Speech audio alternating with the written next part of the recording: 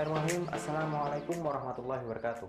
Oke, pada kesempatan kali ini Ustadz akan menjelaskan materi pada muatan pelajaran SBDP dalam tema 1. Insya Allah berkaitan dengan patung.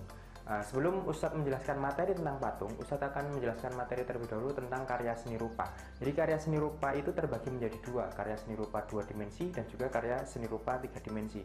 Karya seni rupa 2 dimensi adalah karya seni rupa yang hanya memiliki 2 sisi, yakni panjang dan juga lebar. Contohnya adalah gambar, lukisan, dan juga batik.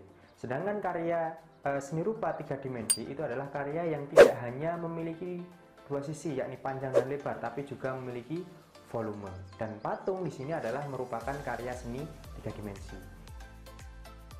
Kemudian patung tersendiri itu memiliki arti karya 3 dimensi yang meniru bentuk manusia, bentuk hewan, bentuk tumbuhan, atau bentuk-bentuk yang lainnya yang dibentuk dengan menggunakan teknik tertentu. Kemudian berdasarkan fungsinya, patung terbagi menjadi 5. Yang pertama adalah fungsi religi, yang kedua adalah fungsi monumen, yang ketiga adalah fungsi arsitektur, yang keempat adalah fungsi dekorasi, dan yang kelima adalah fungsi seni.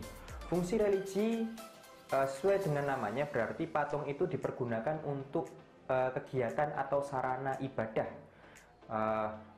ataupun memiliki nilai religius. Kemudian fungsi monumen berarti patung dibuat itu berdasarkan atau untuk menghormati jasa pahlawan ataupun mengenang peristiwa sejarah. Kemudian fungsi arsitektur berarti patung berfungsi sebagai perlengkap dari bangunan. Kemudian fungsi dekorasi, jadi patung itu memiliki fungsi sebagai penghias bangunan ataupun penghias taman. Kemudian yang terakhir adalah patung berfungsi sebagai seni, yakni patung yang fungsinya hanya untuk dilihat keindahannya. Jadi seperti itu. Berdasarkan bentuknya, patung terbagi menjadi 2, yakni bentuk figuratif dan non-figuratif. Bentuk patung figuratif itu adalah bentuk yang realis.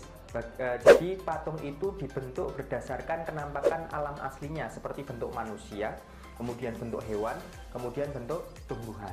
Sedangkan untuk patung non-figuratif itu patung yang bentuknya abstrak. Contohnya patung yang menggambarkan garis, kemudian lingkaran, garis lengkung, ataupun bentuk-bentuk abstrak yang lainnya. Jadi seperti itu. Oke, setelah kita berbicara soal fungsi dan juga bentuk, Ustadz akan menjelaskan berkaitan dengan bahan pembuatan patung. Jadi bahan pembuatan patung itu terbagi menjadi 2, yakni patung berbahan lunak dan juga patung berbahan keras. Patung berbahan lunak sesuai dengan namanya berarti patung tersebut dibuat dari bahan-bahan yang sifatnya lunak dan juga mudah dibentuk. Contohnya lilin, kemudian tanah liat, dan juga plastisi.